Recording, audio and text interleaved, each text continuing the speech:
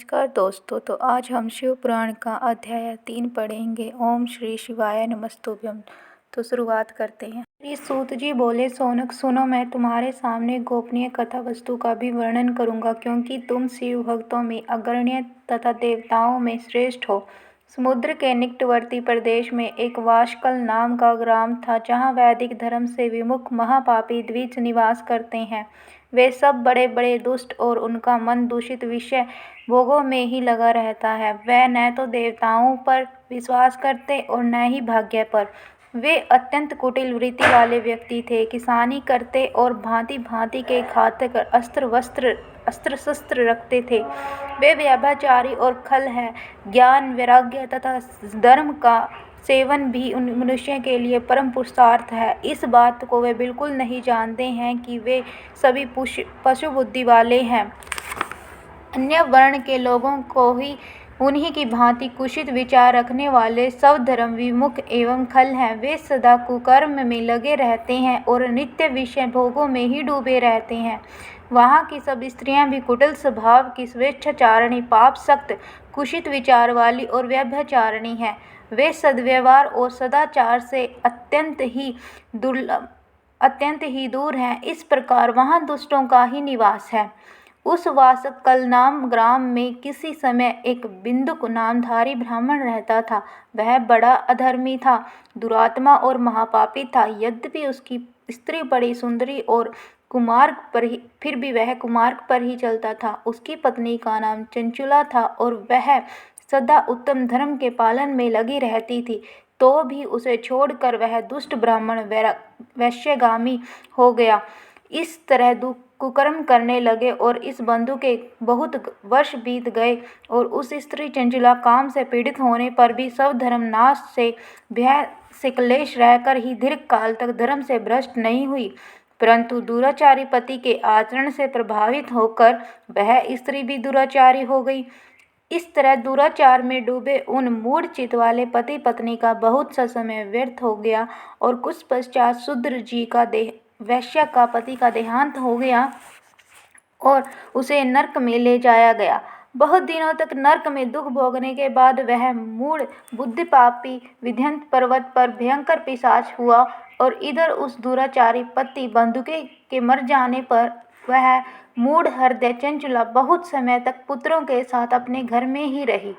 एक दिन देव योग से किसी पुण्य पर्व के आने पर वह स्त्री अपने भाई के साथ गोकर्ण क्षेत्र में गई।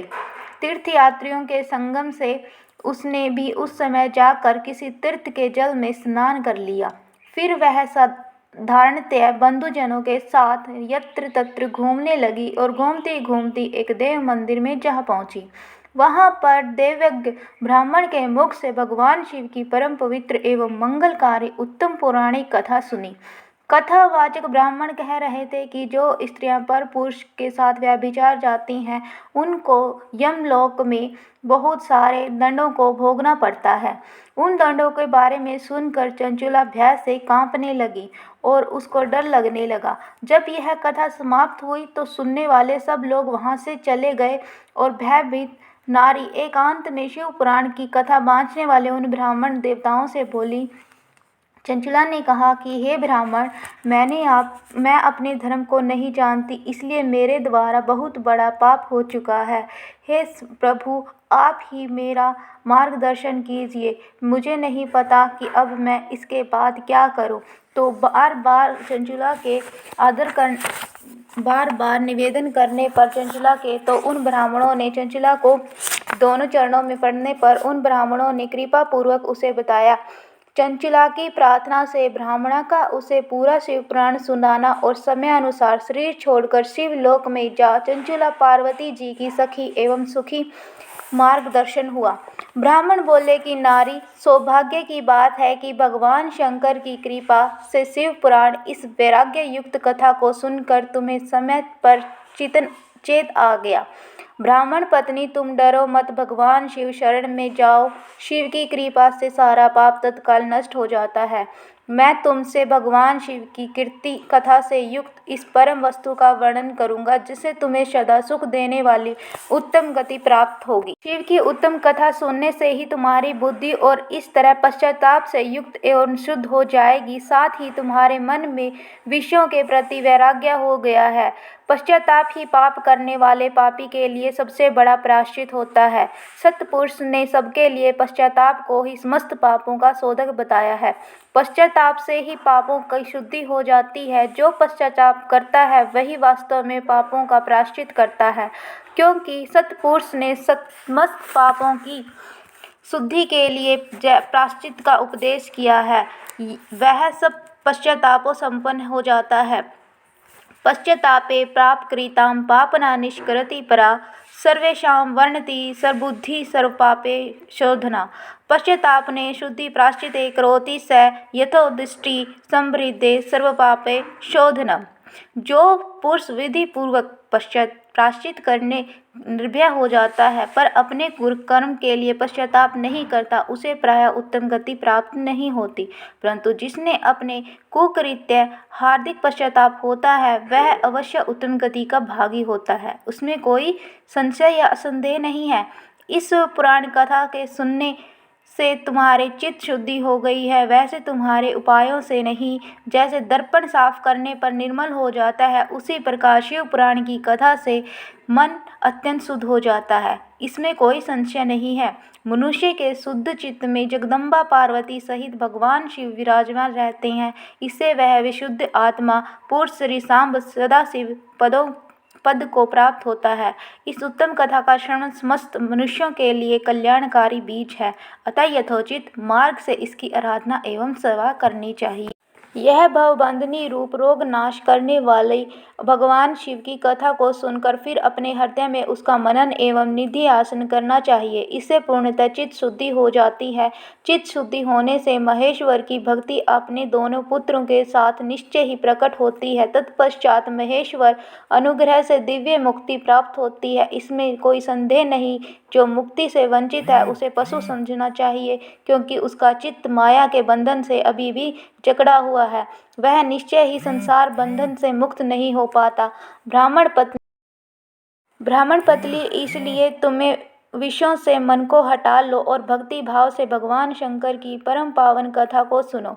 परमात्मा शंकर जी, इस कथा को सुनने से तुम्हारे चित्त की शुद्धि हो जाएगी, इससे तुम्हारे मोक्ष की प्राप्ति हो जाएगी। जो निर्मल चित्त से भगवान शिव के चरणा बिंदों का चिंतन करता है उसकी एक ही जन्म में मुक्ति हो जाती है। यह मैं तुमसे सत्य सत्य कहता हूँ। सूत जी कहते हैं, सोनक, इतना कहकर वे श्रेष्ठ शिव भगत ब्राह्मण चुप हो गए और उनका हृदय करुणा से आर्द्र हो गया। वे शुद्ध चित्त महात्मा भगवान शिव के ध्यान में मगन हो गए और उसके पश्चात बंधु की पत्नी चंचला मन ही मन प्रसन्न हो उठी। ब्राह्मण का उक्त उपदेश सुनकर उसके नेत्रों में आनंद के आंसू छलक आए। वह ब्राह्मण पत्नी चंचला हर्ष भरे हृदय से उन श्रेष्ठ ब्राह्मणों के चरणों में गिर पड़ी और हाथ जोड़कर बोली कि मैं आपकी अत्यंत आभारी हूँ। तत्पश्चात उठकर वैराग्य युक्त उत्तम बुद्धि वाली वह स्त्री, जो अपने पापों के कारण आतंकित थी, उन महान शिव ब्राह्मणों से हाथ जोड़कर गदगद वाणी में बोलती है।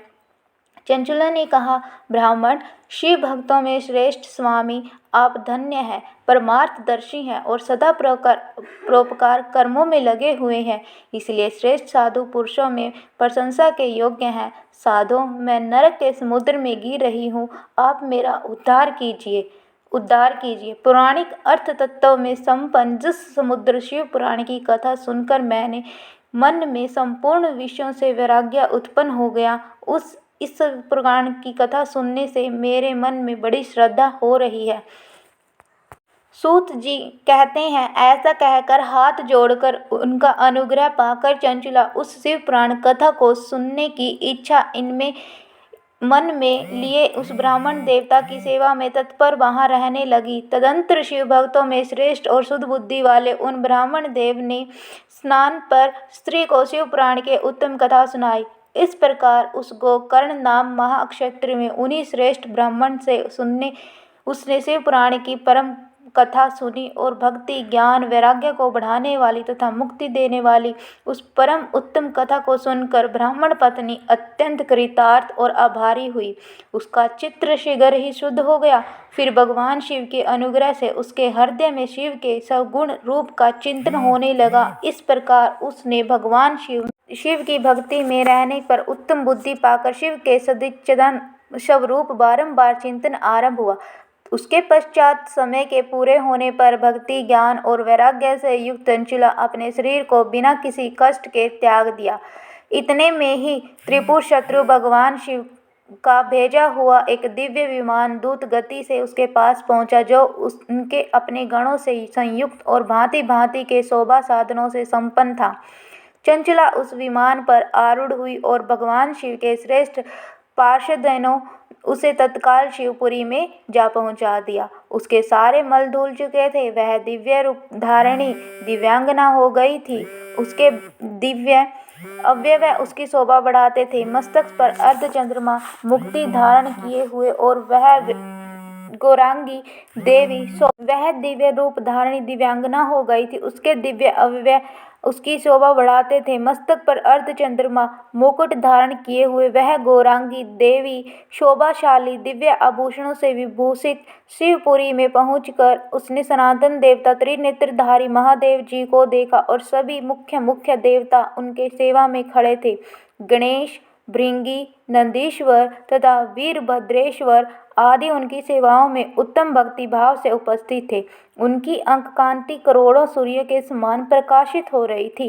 कंठ में नील चिन्ह शोभा पाता है। 5 मुख और प्रत्येक मुख में 3 नेत्र और मस्तक पर अर्धचंद्राकार मुकुट शोभा देता था। उन्होंने अपने वाम भाग में गौरी देवी को बिठा रखा था और जो विद्युत पूजित समान प्रकाशित थी।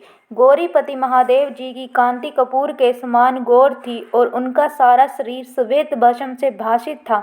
शरीर पर श्वेत वस्त्र शोभा पा रहे थे। इस प्रकार परम उज्ज्वल भगवान शंकर का दर्शन करके ब्राह्मणी पत्नी चंचुला बहुत प्रसन्न हुई। अत्यंत प्रतियुक्त होकर उसने बड़ी उतावली के साथ भगवान शिव को बारंबार प्रणाम किया। फिर हाथ जोड़कर बड़े प्रेम से बोल, ओम श्री शिवाय नमस्तुभ्यं।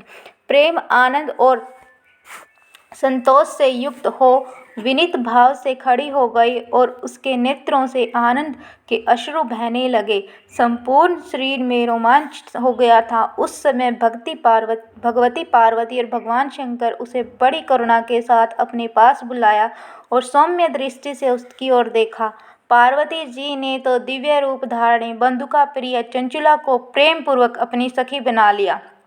वह उस समय परम आनंद ज्योति स्वरूप सनातन धन में अविचल निवास पाकर दिव्य सौख्य से संपन्न हो अक्षय सुख का अनुभव करने लगी। सूत जी बोले, सोनक, एक दिन परम आनंद में निमग्न हुई चंचुला उमा देवी के पास जाकर प्रणाम किया और दोनों हाथ जोड़कर उनकी स्तुति करने लगी। चंचुला बोली, गिरिजा जननंदनी स्कंद माता उमे मुनश्य ने सदा आपका सेवन किया है। समस्त सुखों को देने वाली शंभु प्रिय आप ब्रह्म स्वरूपाणी विष्णु और ब्रह्मा आदि देवताओं द्वारा सेव्य हैं। आप ही सगुणा और निगुणा है तथा आप ही सूक्ष्म सच्चिदानंद रूपाणी आद्य प्रकृति हैं। आप ही संसार की सृष्टि, पालन और संहार करने वाली हैं माँ। तीनों गुणों का आश्रय ही आप हैं। ब्रह्मा, विष्णु और महेश्वर इन तीनों देवताओं का आवास स्थान तथा उनकी उत्तम प्रतिष्ठा करने वाली पराशक्ति आप ही हैं माँ पार्वती। सूत जी कहते हैं, सोनक, जिस सद्गति प्राप्त हो जाती है वह चंचुला इस प्रकार महेश्वर पत्नी उमा की स्तुति करके सिर झुकाए चुप हो गई। उसके नेत्रों में से प्रेम के आंसू उमड़ रहे थे। तब करुणा भरी भावों से शंकर प्रिय भक्त वत्सला पार्वती देवी ने चंचुला को संबोधित करके बड़े प्रेम से इस प्रकार कहा, सखी चंचुले सुंदरे, मैं तुम्हारी ही हुई इस स्तुति बहुत प्रसन्न हो। बोलो, तुम क्या मांगती हो? तुम्हारे लिए मुझे कुछ अदेय नहीं है। निष्पाप गिरजा कुमारी, मेरे पति बंदुक इस समय कहाँ हैं? उनकी गति कैसे गति हुई यह मैं नहीं जानती। कल्याणमयी दीनवत्सले, मैं अपने उन पति देव से जिस प्रकार संयुक्त हो सकूं वैसा कोई उपाय बताइए। महेश्वरी महादेवी, मेरे पति एक शूद्र जातीय वैश्य के प्रति आसक्त थे और पाप में डूबे रहते थे। उनकी मृत्यु मुझसे पहले हो गई थी, न जाने वे किस गति को प्राप्त हुए हैं। माता पार्वती बोली, बेटी, तुम्हारा बिंदु नाम पति बहुत बड़ा पापी था। उसका अंतकरण बड़ा ही दूषित था। वैश्य का उपभोग करने वाला वह महामूढ़ मरने के बाद नरक में पड़ा। अगणित वर्षों तक नरक में नाना प्रकार के दुख भोग कर वह पापात्मा अपने शेष पापों को भोगने के लिए विंध्य पर्वत पर पिशाच हुआ है।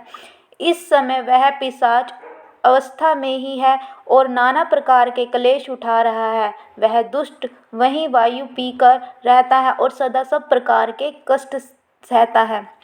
सूत जी कहते हैं, सोनक, गौरी देवी की यह बात सुनकर उत्तम व्रत का पालन करने वाली चंचला उस समय पति के महान दुख से दुखी हो गई। फिर मन को स्थिर करके वह ब्राह्मण पत्नी व्यथित हृदय से महेश्वरी को प्रणाम करके पुनः पूछा, हे महेश्वरी, हे महादेवी, मुझ पर कृपा कीजिए और दूषित कर्म करने वाले मेरे उस दुष्ट पति का अब उद्धार कर दीजिए। देवी, कुशित बुद्धि वाले मेरे पर उस पापात्मा पति को किस उपाय से उत्तम गति प्राप्त हो सकती है, आप मुझे उसका वर्णन कीजिए। मैं आपको नमस्कार करती हूँ। पार्वती जी ने कहा, तुम्हारा पति यदि शिव पुराण की पुण्यमयी उत्तम कथा को सुन ले तो उसकी दुर्गति को पार करके वह उत्तम गति का भागी हो सकता है। अमृत के समान मधुर अक्षरों से युक्त गौरी देवी का यह वचन आदर पूर्वक सुनकर चंचले हाथ जोड़कर मस्तक झुकाकर उनका बारंबार प्रणाम करते हुए अपने पति के समस्त पापों की शुद्धि और उत्तम गति की प्राप्ति के लिए पार्वती देवी से यह प्रार्थना की, मेरे पति शिव पुराण सुनाने की व्यवस्था होनी चाहिए। उस ब्राह्मण पत्नी के बारंबार प्रार्थना करने पर शिव प्रिय गौरी देवी को बड़ी दया आई और उन भक्त वत्सला महेश्वरी गिरजा कुमारी ने भगवान शिव की उत्तम कृति का गान करते हुए गंधर्व राज तंबुर को बुलाकर उनसे प्रसन्नतापूर्वक इस प्रकार कहा, तंबुरो, तुम्हारे भगवान शिव में प्रीति है। तुम मेरे मन की बातों को जानकर मेरे अभिष्ट कार्यों को सिद्ध करने वाले हो, इसलिए मैं तुमसे एक बात कहती हूँ, तुम्हारा कल्याण हो। तुम मेरे इस सीख को शीघ्र से शीघ्र विंध्य पर्वत पर लेकर जाओ। वहाँ एक महाघोर और भयंकर पिशाच रहता है, उसका वृतांत तुम आरंभ से ही सुनो। मैं तुमसे प्रसन्नतापूर्वक सब कुछ बताती हूँ। पूर्व जन्म में यह पिशाच एक बिंदु नाम का ब्राह्मण था। मेरी इस सखी चंचुला का पति था, परंतु वह दुष्ट वैश्यगामी हो गया। स्नान संध्या आदि नित्य कर्म छोड़कर वह अपवित्र रहने लगा। क्रोध के कारण उसका बुद्धि पर मूढ़ता छा गई थी और वह कर्तव्य का विवेक नहीं जानता था। अभक्षण संजनों, देवेश और दूषित वस्तुओं का दान लेना यही उसका स्वाभाविक कर्म बन चुका था। वह अस्त्र शस्त्र लेकर हिंसा करता था, बाएं हाथ में खाता और दीनों को सताता और क्रूरतापूर्वक पराए घरों में आग लगा देता था। चंडालों से प्रेम करता और प्रतिदिन वैश्य के संपर्क में रहता। बड़ा दुष्ट पापी उसकी पत्नी का परित्याग करके दुष्टों के संग में ही आनंद मनाता था। वह मृत्यु पर्यंत दुराचार में ही फंसा रहा। फिर अनंत काल तक आने पर उसकी मृत्यु हुई और वह पापियों के साथ भोग स्थान घोर यमपुरी में गया और वहाँ बहुत सारे नरकों का उपभोग करके वह दुष्टात्मा जीव इस समय विंध्य पर्वत पर पिशाच बना हुआ है। वहीं पर वह दुष्ट पिशाच अपने पापों का फल भोग रहा है। तुम इसके आगे यत्नपूर्वक शिवपुराण की इस दिव्य कथा का वर्णन करो और शिवपुराण की कथा सुनने से उसके सारे पापों का विनाश हो जाएगा। उससे उसका हृदय शीघ्र ही समस्त पापों से शुद्ध हो जाएगा और वह प्रेत योनि का परित्याग कर देगा। इस दुर्गतिमति वाले बिंदुक नामक पिशाच को मेरी आज्ञा से विमान पर बिठाकर तुम भगवान शिव के समीप ले आओ। सूत जी कहते हैं, सोनक, महेश्वरी उमा के इस प्रकार आदेश देने पर गंधर्वराज तुम्बुर मन ही मन बड़े प्रसन्न हुए। उन्होंने अपने भाग्य की सराहना की। तत्पश्चात इस पिशाच की सती साध्वी पत्नी चंचले साथ विमान बैठकर नारद के प्रिय मित्र तुम्बुर वेगपूर्वक विंध्याचल पर्वत गए, जहाँ वह पिशाच रहता था। वहाँ उन्होंने उस पिशाच को देखा और उसका शरीर विशाल था, ठोड़ी बहुत बड़ी थी और वह कभी हंसता, कभी रोता, कभी उछलता। उसकी आकृति बड़ी ही विकराल थी। भगवान शिव की उत्तम कीर्ति का गान करने वाले महाबली तुम्बुर ने उसे अत्यंत भयंकर पिशाच को पाशों द्वारा बांध लिया और तदनंतर तुम्बुर ने शिव पुराण की कथा बाँचने का निश्चय करके महोत्सव युक्त स्थान और मंडप आदि की रचना की।